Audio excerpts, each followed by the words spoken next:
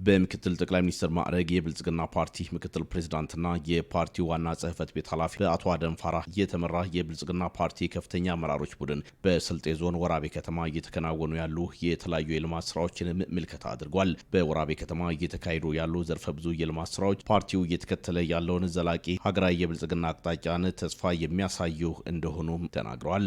ማዕከላዊ ኢትዮጵያ ክልል በሁሉም ዘርፎች ፈጣን የልማት ጉዞ ላይ እንደሚገኝ ነው። በአጠቃላይ ከጉብኝታችን ያየነው መሪ ፓርቲ ምርጥ ሀሳቦችን በየአካባቢው ያሉ እምቅ አቅሞችን ለመጠቀም የሚያስችል አካባቢን ከመለወጥ አልፎ ሀገርን የሚያበለጽግ ሀሳብ ይዞ ከቀረበ የግል ሴክተሩ ህዝቡ የድርሻውን ለመወጣት ዝግጁ መሆኑን ቁርጠኛ መሆኑን ነው ያየ ነው። ከዚህ አንጻር በስልጤ ዞን በወራቤ ከተማ እየለማ ያለውን 1000 ካሬ ሜትር ላይ ያረፈውን የኢንዱስትሪ ማዕከል ጎብኝተናል። ይሄ ኢንዱስትሪ ማዕከል በመንግስትና በግል ሴክተሩ ትብብር እየተሰራ የሚገኝ ነው። በአጠቃላይ ሁሉም አምራች ኢንዱስትሪዎች ተገንብተው ሲጠናቀቁ ከ25000 በላይ ለሚሆኑ ዜጎች የስራ እድል የሚፈጥር ነው። አጠቃላይ የኢንዱስትሪ ማዕከሉ እየለማ ያለው በሳይንሳዊ እውቀት ላይ በተመሰረተ አኳኋን ነው። ፓርቲው ባስቀምጠው የብዝሃ ዘርፍ ኢኮኖሚ ልማት አቅጣጫ መሰረት በየአካባቢው የተገኙ ውጤቶች ብሩህ ተስፋ እየፈጠሩ ስለመሆኑም ገልጿል። እንደ ፓርቲ የምንከተለው ኢኮኖሚ አቅጣጫ የብዝሃ ተዋናያን የኢኮኖሚ አቅጣጫ ነው። ያ ማለት የኢኮኖሚ ልማትን ለማፋጠን እንደ ሀገር የኢኮኖሚ ብልጽግናን ለማረጋገጥ መንግስት የድርሻው መወጣት አለበት። እንደዚሁም መንግስት የግል ሴክተሩ በሚገባ እንዲሳተፍ ምቹ ሁኔታ መፍጠር መቻል አለበት። የከፍተኛ ትምህርት ተቋማትን በጥናትና ምርምር ኢኮኖሚውን መደገፍ መቻል አለባቸው። በእውቀት መደገፍ መቻል አለባቸው። የሲቪል ማህበረሰብ ድርጅቶችም በኢኮኖሚው ላይ ያላቸውን ድርሻ በሚገባ መወጣት አለባቸው። ስለዚህ ሁሉም በኢኮኖሚ ላይ ድርሻ ያላቸው አካላት በሙሉ ድርሻቸውን በውጤታማነት እንዲወጡ የሚያደርግ አቅጣጫ መከተል ነው። ከዚህ አኳያ ወራቤ ላይ ያየነው የኢንዱስትሪ ማዕከል ግንባታ ሁሉንም ባለድርሻ አካላት በሚገባ ያሳተፈ መሆኑን አይተናል። መንግስት መሬት በማዘጋጀት መሰረተ ልማት በማቅረብ የተለያዩ ድጋፎችና አገልግሎቶችን ለግል ሴክተሩ በመስጠት የድርሻውን እየተወጣ መሆኑን፣ የግል ሴክተሩ ደግሞ ሼዶችን በመገንባት እና ወደ ማምረት በመግባት የድርሻውን እየተወጣ ነው።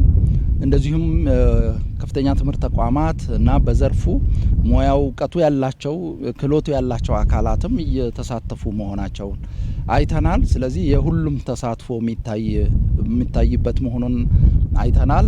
ጥሩ ተሞክሮ የሚሆን ነው። በከተማው እየተገነባ ያለው የወንዝ ዳር ልማት ግንባታም በአጭር ጊዜ በማጠናቀቅ የህዝብ መዝናኛ ለመክፈት እየተደረገ ያለው ጥረት የሚበረታታ መሆኑን የገለጹት ኃላፊው ይህ ስራም የአካባቢውን እሴት ለወጣቱ ትውልድ ለማስተላለፍ ታስቦ የተከናወነ መሆኑንም ገልጸዋል። 9 ሄክታር የወንዝ ዳርቻ ልማት ነው።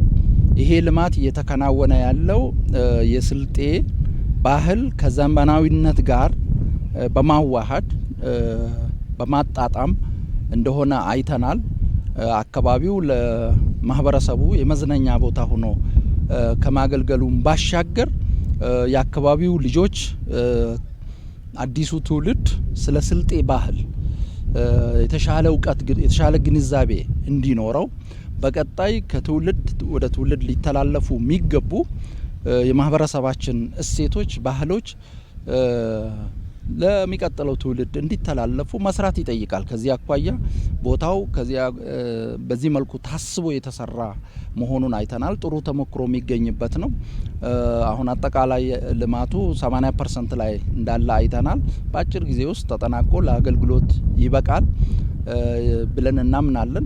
አቶ የተቀናጀ የግብርና ልማት እንደዚሁም በሁልባራግ ወረዳ የተገነባው የገጠር ኮሪደር ልማት በብልጽግና ሀሳብ የተጀመረው ትልቅ ውጤት እያስመዘገቡ ስለመሆኑ አስረድተዋል።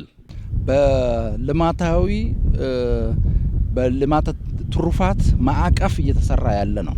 የአቶት አግሮ ኢንዱስትሪ ልማት በሌማት ትሩፋት ማዕቀፍ እየተሰራ ያለ ነው። በአንድ በኩል የወተት ልማት ስራ እየተሰራ ነው።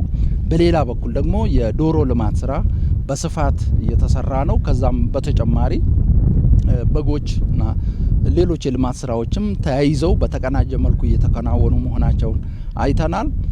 ይሄ ልማት ስራ በግል ሴክተሩ ነው እየተሰራ ያለው። ለበርካታ ዜጎች የስራ እድል የፈጠረ መሆኑን አይተናል።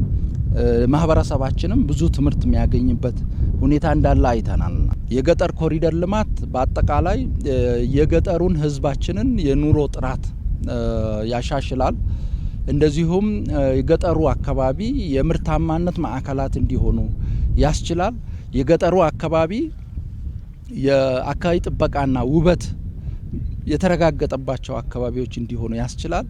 እንደዚሁም የገጠሩ አካባቢ ስርዓት ባለው መልኩ አድጎ የወደፊት ከተሞችን ለመፍጠር የሚያስችል ነው እና የገጠር ኮሪደር ልማት ዘርፈ ብዙ ፋይዳ ያለው ኢኒሼቲቭ ነው። የልማት መርሃ ግብር ነው።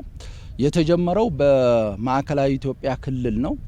ይሄ ሞዴል ስራ በሁሉም የክልሉ አካባቢዎች እየሰፋ መሆኑን አይተናል።